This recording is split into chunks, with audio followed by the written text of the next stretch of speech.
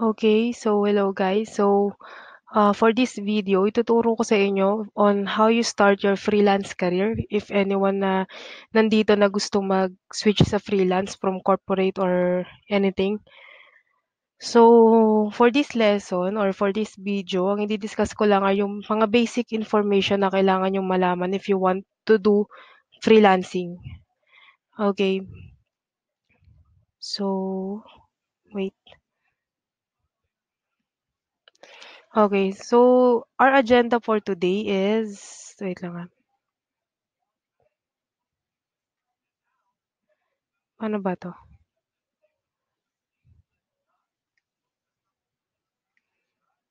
Masyadong malaki, maliit lang pala talaga. Okay, lilipat ko lang dito sa may taas para medyo mas malinaw. So, okay, our agenda for today is to know the difference between networking and freelancing, getting a job, where and how. That's everything you need to start freelancing, the payment methods you can use, and the best banks for PayPal transfer.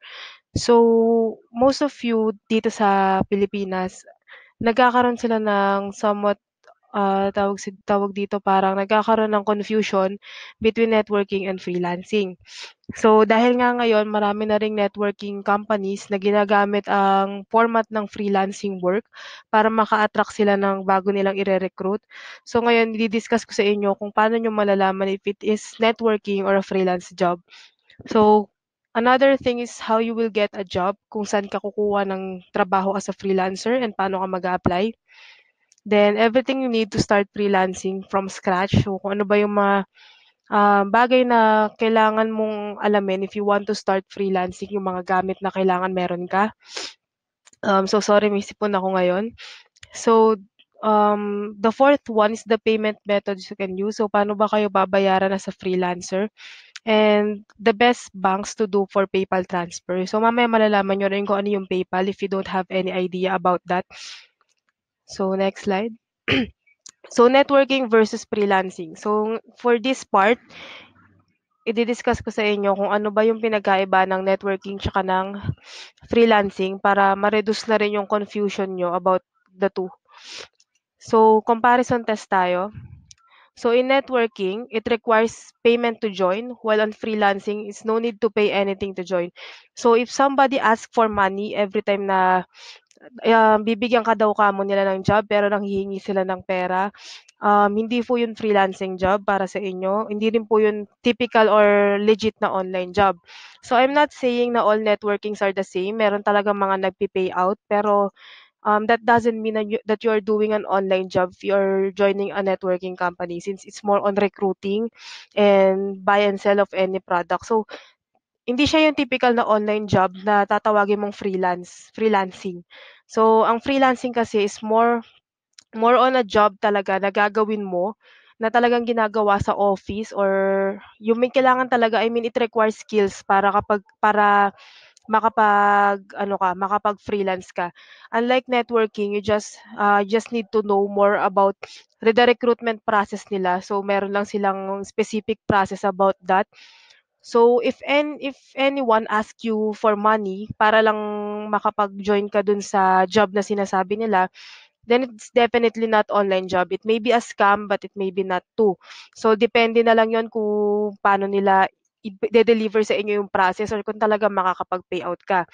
Pero siyempre, hindi porket na nagpe-payout, eh, hindi na scam. So it's your own risk na rin kung gusto mo talagang mag-take risk about networking or you want to do or want to learn more about the legit freelancing or online job. So, syempre, sa networking kasi mabilisang process lang kayo. Unlike sa freelance and online job, if you are a starter or beginner in this industry, kailangan mo munang mag-start from scratch, parang sa employee lang. Nag-uumpisa ka sa pinakamababa, then you have to learn all the skills that you have to learn about freelancing. So, medyo mas mahabang process siya, long-term process siya with tawag sa ganito, long-term process siya pero mas maganda yung balik sa'yo once na maintindihan mo na yung do's and don'ts and the hows of freelancing. So the second one is the need to recruit before earning money. para sa networking. So, yun nga yung sinasabi ko. So, hindi lahat ng networking company may kailangan ng recruitment, but most of them kailangan mo mag-recruit para magkaroon ka ng extra bonus or money na makapag-payout ka ng malaki. So, it's like a pyramiding scam. Pero hindi naman lahat. I'm not saying na lahat kasi baka may mga ma-offend dito na gumagawa ng recruitment process. So, hindi lahat ng nagre-recruit is more on networking, pero most of them are. So, nagki-play safe ba? Hindi naman. So, sa networking, kailangan mo mag-recruit most of the time. While on freelance, hindi mo kailangan mag-recruit. You just have to learn how to apply and how to pass the test. Then networking is more on CAPTCHA typing. Bibigyan ko na kayo ng reason kung bakit hindi 'to maganda. So, CAPTCHA typing is not good since binibigyan mo ng chance yung mga hacker na mapabilis yung trabaho nila. So, it was, what do you call this, proven na ginagamit ng mga hacker ang CAPTCHA typing na trabaho na 'yan para mas mapabilis yung trabaho nila. So, sa networking mostly is more about recruiting, captcha, and buy and sell. While on freelancing, it's more on office type of task. Pero hindi porket nagba-buy and sell kayo nasa networking na kayo. So, yung mga products kasi nila na binebenta nila yon, networking yon. That's called networking. Pero kung sariling buy and sell shop mo lang naman, it's okay. It's not networking since ikaw lang naman din halos yon. So, reseller naman ang hinahanap mo. Hindi ka naman nagde-recruit ng anyone talaga literally. So, promises high payout but unrealistic. This is more on about networking. So, ang networking kasi is more on lagi nila tayong pinapakitaan ng mga magagandang at magagara nilang sasakyan, malalaking payout. Pero usually hindi siya nangyayari unless talagang binuhos mo yung buhay mo dun. Pero technically, most of them are just using that method para makapag-recruit. So, marami akong kakilala dati na networkers talaga sila, as in, na wala naman silang gano'ng gamit and wala naman silang maipakitang gano'ng kalaking pera. Pero ginagawa lang nila 'yon, pinapakita lang nila 'yon para sa catchy nga na ano, catchy na mga, pictures gano'n para maengganyo kayo na sumali. While in freelancing, the payout will depend on how hard you work. So, depende yon kung gaano ka kasipag magtrabaho. So, usually ang payout dito is hourly o kaya naman day o kaya monthly. So, para ka rin talaga nagtatrabaho. So, kung every hour ka binabayaran, syempre nakadepende yon kung gaano ka kalupit magtrabaho or gaano mo sisipagan yung pagtatrabaho mo. Then there is a high chance of enhancing your skill and being the best of what you do. So para rin talaga 'tong office job na kailangan mong, aralin yung mga skill one by one para makaangat ka dun sa pinakatuktok and para magkaroon ka ng, what do you call this, ng promotion, kailangan mo talagang paghirapan. So, typically talaga, para ka lang nagtatrabaho sa office. Ang pinagkaiba lang is nasa bahay ka lang. So, yun yung freelancing. So, online job is all about working home base. So, may tinatawag din tayong freelancing na ibang type naman. So, freelancing like freelance photographer, freelance videographer, or anything. So, it's still considered as a job na hindi mo kailangan na magtrabaho talaga para sa iba. You just work for yourself sa freelance. Usually, ang bayad dito is per project. While on online jobs talaga, you work for someone or a client, then they pay you. So, usual clients are from USA or Australia. Then, meron din naman mga Pilipino. So, ayun. So, let's go to the next slide. So, okay, even if it is paying, doesn't mean that it is not a scam. So, yun yung pinapaliwanag ko sa inyo na hindi porket na binabayaran kayo dun sa networking or dun sa kung ano man yung pinasok nyo na sinasabi nilang home-based job kuno, is hindi ibig sabihin nun na hindi na siya scam. Okay? So, pwede siyang scam in another way. So, hindi mo lang malalaman yon. Okay. So, next. So, what's good about being a freelancer? So, ito ngayon sasabihin ko sa inyo kung ano ba yung mga perks and benefits ng pagiging freelancer. So, if you're a freelancer, you can enjoy different perks like work along with your kids for moms and daddies na gustong gustong makapag-work nang hindi nila kailangan iwanan yung mga anak nila. So you can work along with your kids. Some clients are okay with that. Pero syempre kapagka ang kukunin mo is more like a customer service job, hindi puwede na maingay yung paligid, kailangan medyo kahit papaano, eh, tahimik. So dun magkakaroon ng, tawag sa ganito, magkakaroon ng konting problema. Pero at least nandun ka lang sa bahay and you can, keep an eye on your kids. So the second one is no transportation fee. So hindi mo kailangan dito magmamasahe since nasa bahay ka nga lang. Unless, you're applying for an online job or a home-based job kung saan may time na kailangan mo makipag-meet dun sa, dun sa ano mo, dun sa mga tawag dito, kailangan mo makipag-meet dun sa mga client mo. So, just like me last year, nagtrabaho ako sa isang company, then I have to go to Makati, once in a while para makipag-meet dun sa mga client. So, may mga time na gano'n. So, the third one is your interest and willingness to learn is more than enough to start as a freelancer. So, if you're really willing to learn and willing to be a part of the freelancing industry, okay na yun para makapag-start ka as a freelancer. Then, the fourth one is to learn different skill and be the best at them. So, syempre, the best perks talaga for us is that we are given a chance to learn different skills gaya ng social media management, search engine optimization, and content writing. And kayang-kaya namin maging best at them, kumbaga maging top ka dun sa skill na yon, since you have the time and freedom to learn more about that skill while working. Minsan kasi ano lang naman eh, nagla-laptop ka lang and you can use your phone for the learning purposes kung hindi naman kayo nagmi-meet ni client, 'di ba? So, okay 'yun, mas maganda siya. So, isa 'tong way namin para makapag-enhance kami ng skills. And sometimes the client itself provides free tutorials and learning modules para sa'yo, para makapag-aral ka while doing your work. And there are also a lot of courses sa buong freelancing industry kung saan puwede kang mag-join or mag-apply as their student para matuto ka ng mga specific skills na yon.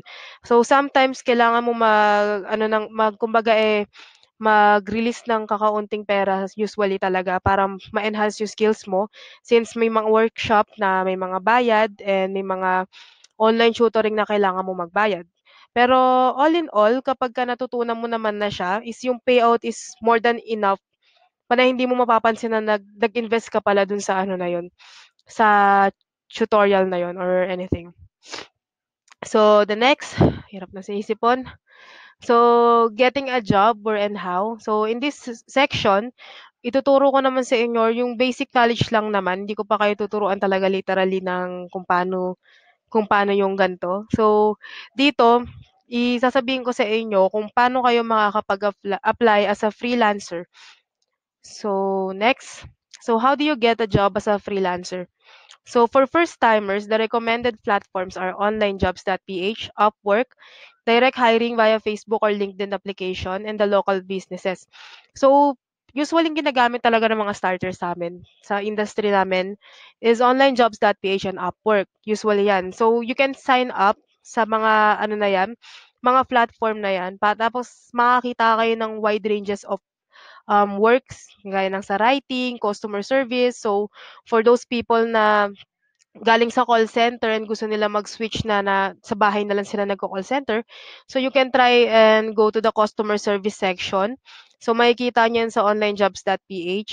Then Upwork, meron din silang wide range ng jobs. Ang pinagkaiba lang talaga nila is onlinejobs.ph is specifically for Filipino virtual assistants only. So Filipino freelancers lang ang pwede diyan.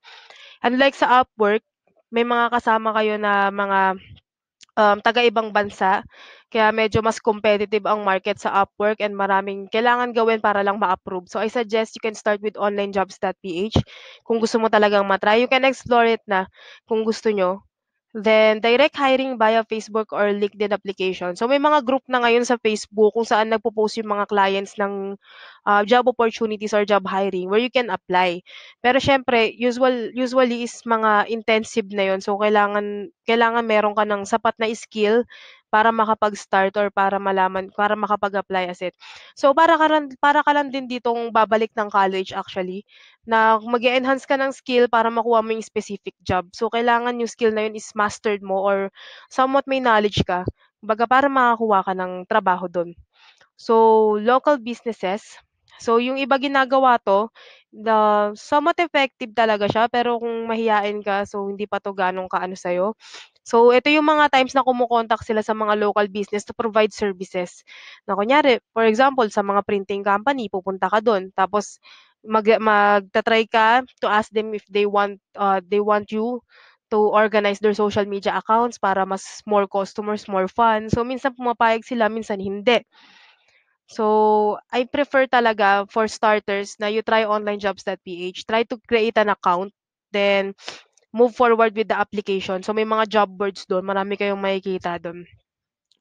So, creating a profile that stands out. So, paano sa onlinejobs.ph applicable 'to. So, the first one is always be honest. Do not input any information that is not true. So, kung beginner ka pa lang, puwede mo namang ilagay 'yon, hindi naman nakakahiya 'yon since maraming beginner sa freelancing industry.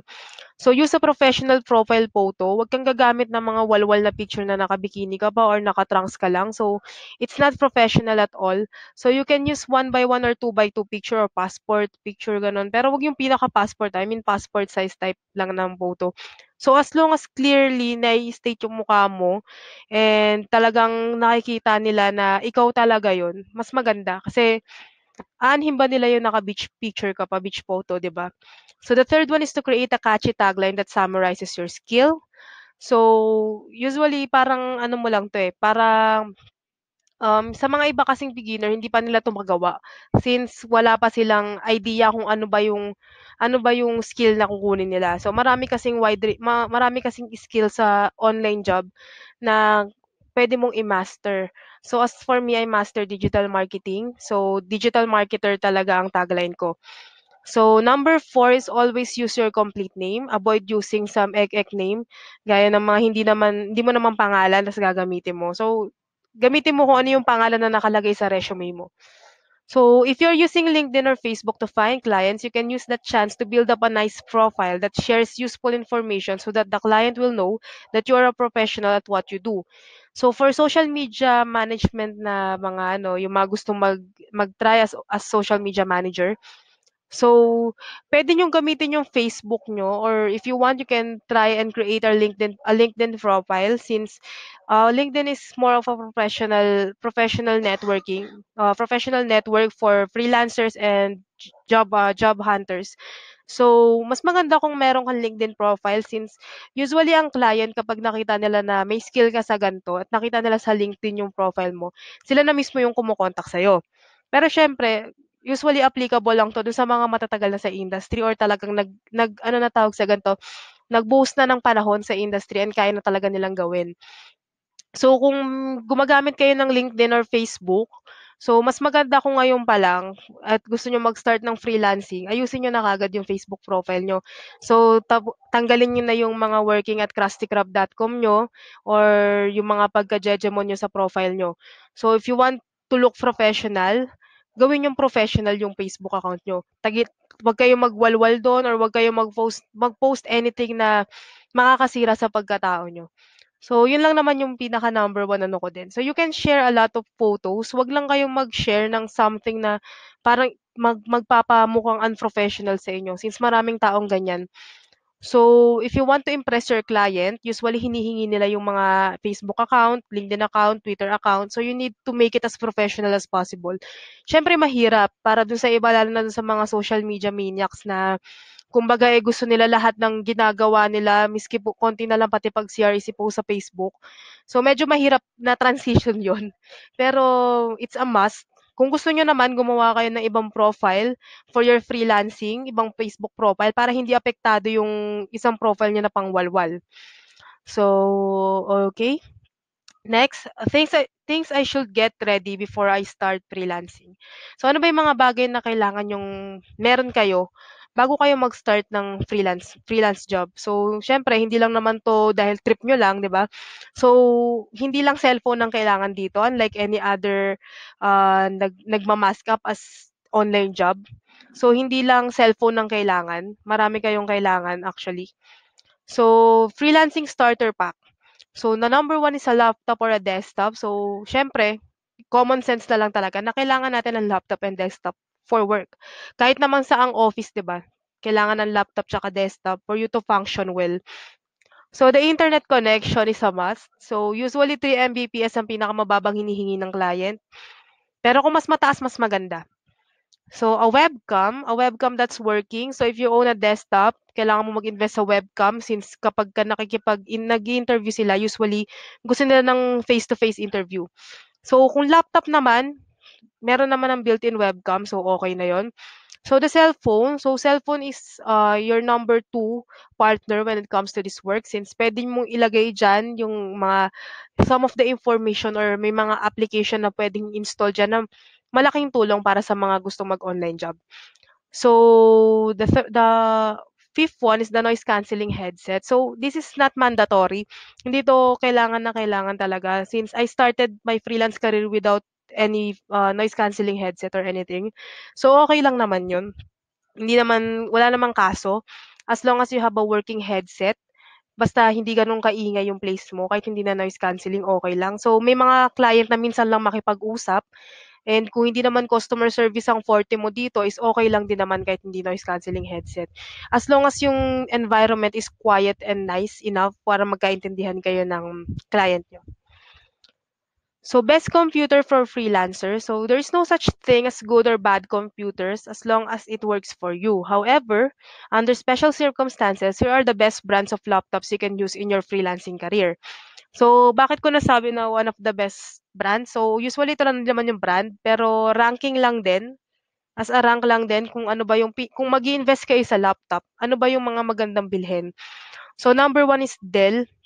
So, ang Dell ang may isa sa pinakamagandang specification ng laptop.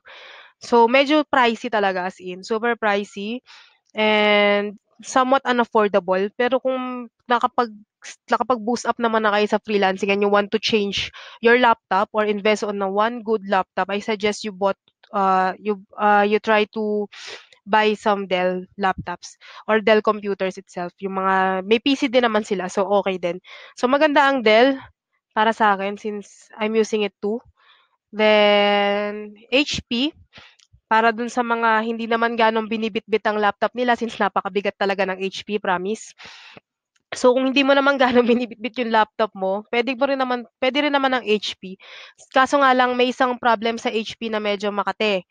So, kung bibili ka ng HP, kailangan lahat ng isasaksak mo dun or kahit ano, mapa-headset, mapa-mouse, mapa-printer, kailangan HP din yung brand since minsan hindi nila tinatanggap kapag hindi HP ang brand. So the third one is probably the best for beginners is Asus. So the Asus laptop is quite affordable. So meron kang mabibili mga 15K lang ng Asus. Medyo makati pa rin, 'di ba? Pero at least kahit papaano meron ka na magandang laptop. So usually the processor is i3 na para dun sa mga 15K. So maganda na siya if you want to start as what do you call this as a content writer or a admin assistant. So pwedeng-pwede na yung Asus actually. So, Acer is the fourth one. So, kaya ako nilagay sa pinakahuli ang Acer since most of the Acer computers na nagamit ko is mabilis mag-lag. And minsan ilang buwan lang or ilang gano'n, nagla-lag na siya. So, minsan mahirap kapagka ano, biglang nag-lag ta's bigla mong kailangang palitan yung PC mo, 'di ba? Pero okay din siya actually. Then, what specs or specification of a computer should I look up before buying my personal computer or my laptop? So the first one is the RAM itself. So kailangan nyo ring tignan yung RAM since ito yung magdi-dictate kung gaano kabilis yung laptop mo even with multitasking since kapag VA ka kasi usually multitasker ka. So maraming nakabukas na tabs, maraming nakabukas na application. So what you need to do is to buy high speed RAM. So ngayon kasi ang minimal na ano nila hinihingi nila is 4 gig RAM. So yun, medyo makati na rin kasi ano, medyo mahal na usually may mga 4 GB RAM. So hard drive capacity, so i-expect niyo na most of the time mag-i-install ka ng application or mag-i-install ka ng mga or maglalagay ka dun ng mga videos for siyempre sa ibang job mo na kailangan mong gawin. So i-expect mo na may mga files kang kailangan i-save and kailangan mo ng mataas-taas na hard drive capacity. So for netbooks, puwede na yung mga 128 gig siguro, puwede na yun. Then for laptops talaga, yun talagang mga computers talaga. So 500 gigabyte of HDD is okey na rin. So the processor, so ngayon kasi ang minimum na hinihingi nila is i5, pero puwede ka rin naman sa i3 since okey din naman yung i3 na ano. So siyempre mas mataas yung number, mas maganda. So as for me, I'm using the Core i7 8th generation of Dell. So for the graphics card, siyempre para 'to sa mga aspiring video editor, image editor or what do you call this, animator or graphic designer. So, kailangan mo ng mataas na video card siyempre o kaya graphics card. Kasi siyempre kung pangit yung ano, mas mahihirapan kang i-play yung mga video na kailangan mong i-play kasi mas mabagal. Okay, so may nilagay ako ditong article na puwede niyong puntahan if ever na gusto niyo siyang i-check out kung ano pa yung mga, what do you call it, explanation about the specifications para mas maintindihan niyo. So, I usually recommend na basahin niyo muna 'yan para at least alam niyo kung ano yung mga kailangan niyong tignan at hindi kayo magsisi sa bibili niyong laptop or PC.